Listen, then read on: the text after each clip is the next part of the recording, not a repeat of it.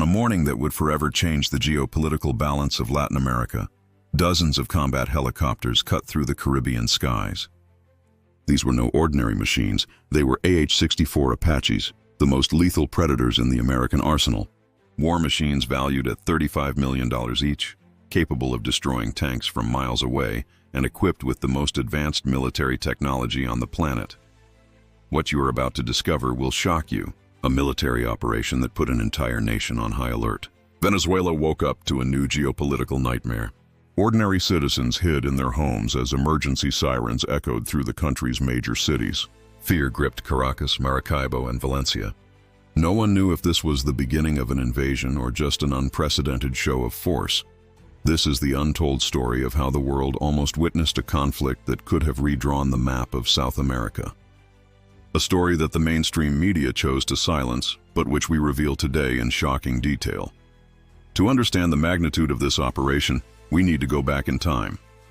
Venezuela, an oil-rich nation, has been the scene of growing tensions between the United States and regional powers.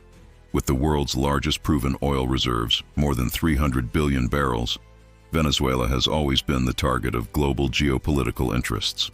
It is a country that has more black gold than Saudi Arabia, Iran, and Iraq combined. Since Hugo Chavez, relations between Caracas and Washington have deteriorated dramatically.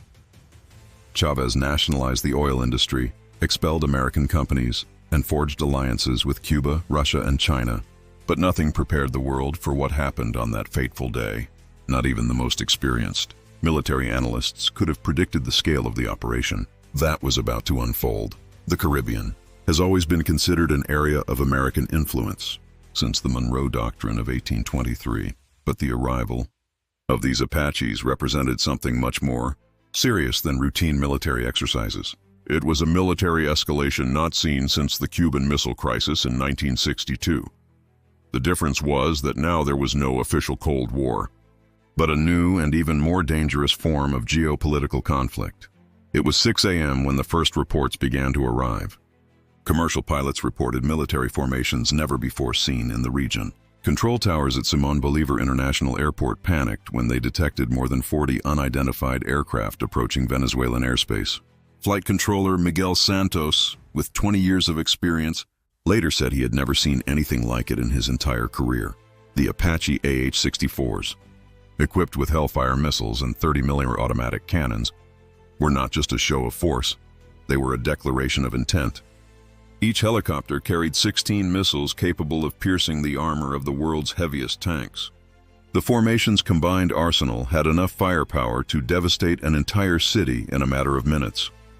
When you see dozens of Apaches being deployed simultaneously, it is no coincidence. It is an operation planned months, perhaps years in advance. Military experts have confirmed that an operation of this magnitude requires coordination between the Pentagon, the CIA, and the US Southern Command. You don't move 40 attack helicopters without direct authorization from the American president. In Caracas, the Venezuelan government immediately activated its defense protocols. Military bases were placed on high alert and airspace was closed.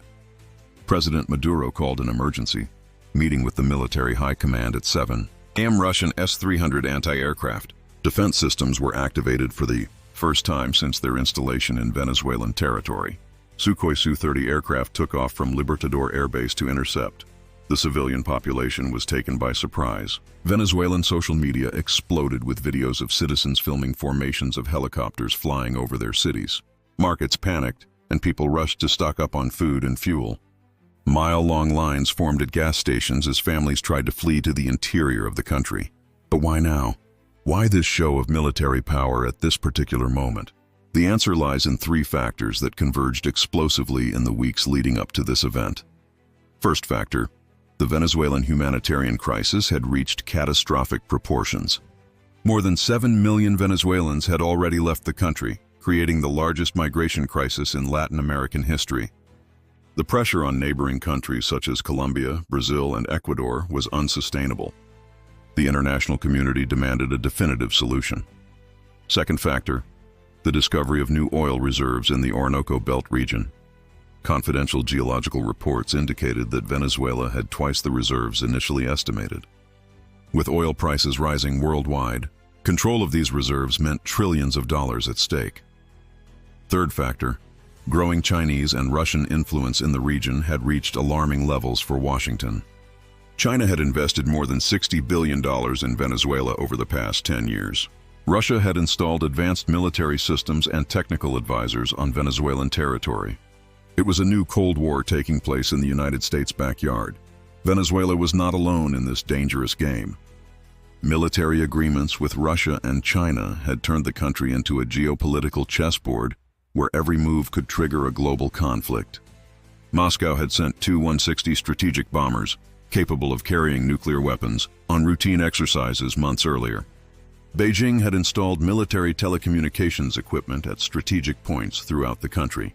Russian S-300 defense systems were operational at 3 points in Venezuelan territory. Chinese military advisors were training Venezuelan special forces. Billion-dollar oil contracts ensured that China and Russia had a lot to lose if there was a regime change in Caracas. Venezuela had become a potential proxy war, where world superpowers could face each other indirectly. The world watched in tense silence. One wrong word, one false move could spark a regional conflict with unpredictable consequences. The UN Security Council called an emergency session. The European Union issued a statement calling for restraint on all sides. Pope Francis offered to mediate. Brazil and Colombia temporarily closed their borders with Venezuela. Russia responded by moving warships to international waters near the Caribbean. China canceled scheduled military exercises in the South China Sea to redirect naval resources to the Atlantic. It was a game of nuclear poker where no one wanted to be the first to show their cards. The following hours were crucial. Diplomatic channels worked feverishly to prevent a military escalation that could drag half the world into a devastating conflict. American, Russian, and Chinese ambassadors met secretly on neutral territory. Direct calls between the White House, the Kremlin, and Zhongnanhai took place throughout the night. No one wanted an armed conflict in America's backyard. But the positions were set, and backing down would mean a loss of international credibility. The United States could not accept a Venezuela completely aligned with its strategic adversaries. Russia and China could not allow Washington to overthrow an important ally. Venezuela could not yield to external pressure without losing national sovereignty. While the powerful played geopolitical chess, millions of ordinary Venezuelans lived in terror of an imminent war on their own territory. Hospitals prepared to receive war wounded. Schools suspended classes. Companies sent employees home. Entire families took refuge with relatives in the countryside, far from urban centers that would be priority targets in the event of conflict. Citizen reports reveal the climate of terror that gripped the country. Maria Gonzalez, a teacher from Caracas, said her children asked if they were going to die. Jose Ramirez, a merchant from Maracaibo, closed his store and took his family to a farm in the countryside. Ana Silva, a nurse from Valencia, worked 36 hours straight preparing the hospital for possible attacks. Global markets reacted instantly. Oil prices shot up 15% in a single session, reaching levels not seen since 2008. Stock markets plummeted across the globe. Gold hit historic highs as investors sought safe assets. Emerging market currencies melted against the dollar. The global economy became hostage to military tensions that few fully understood. The world breathed a sigh of relief when, after 72 hours of maximum tension, diplomatic channels managed to establish a de-escalation protocol. The solution came through secret negotiations mediated by Switzerland, involving mutual guarantees that were never made public. Diplomatic sources later revealed that the agreement included billion-dollar financial commitments and territorial concessions that forever changed the balance of power in the region. The Apaches returned to their bases in Colombia and Curacao, but the message had been sent with absolute clarity. Venezuela understood that it was living in a new geopolitical paradigm where its sovereignty depended on a delicate balance between rival superpowers. Maduro appeared on national television declaring diplomatic victory, but observers noted that he avoided mentioning specific details of the agreement. This episode changed the rules of the game in Latin America forever. Nothing would ever be the same again. Brazil reinforced defenses on its northern border. Colombia signed new military agreements with the United States. Cuba sent additional military advisors to Venezuela. The Caribbean officially became a zone of permanent geopolitical tension.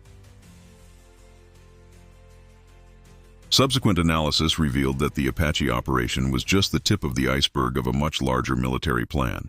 Documents leaked months later showed that the United States had positioned nuclear submarines in international waters, B-52 bombers at bases in the Caribbean, and missile systems in Allied territories. It was the largest concentration of American military power in the region since the invasion of Panama in 1989. China responded by increasing its naval presence in the South Atlantic. Russia established military cooperation agreements with Argentina and Nicaragua. Venezuela began construction of new military bases at strategic points along its coast. The arms race in Latin America had officially begun, with consequences that we still feel today. Geopolitical experts agree that those 72 hours represented a turning point in world history. The old rules of the Cold War were replaced by a new type of conflict, hybrid warfare, where military tensions are combined with economic, cyber, and information warfare. Venezuela became the first theater of this new type of global conflict. This story you just heard was only the tip of the iceberg of a silent geopolitical war that is happening right under our noses. While we watch news about celebrities and sports, decisions that affect the future of millions of people are made in secret rooms by powerful men that most of us will never meet. Venezuela was only the first chapter of a much bigger story that continues to be written. If you were impressed by this behind-the-scenes look at global geopolitics, subscribe to the channel and turn on the bell. We have dozens of explosive stories that the mainstream media doesn't have the courage to tell. Every week we reveal secret military operations, hidden billion-dollar deals, and geopolitical movements that will determine the future of the planet in the coming decades. In the next episode, we reveal how China is secretly building military bases in South American territory, using mining companies as a front for intelligence operations. Exclusive documents show how Beijing plans to control strategic trade routes in the South Atlantic. You can't miss this explosive investigation that will change your view of China's presence in Brazil. Share this video with anyone who needs to know the truth about what really happens behind the scenes of world power. How many military operations like this take place without the population knowing? How many decisions that affect our lives are made away from the media spotlight? The answer will surprise you. Until the next investigation that will shake your certainties about the world we live in.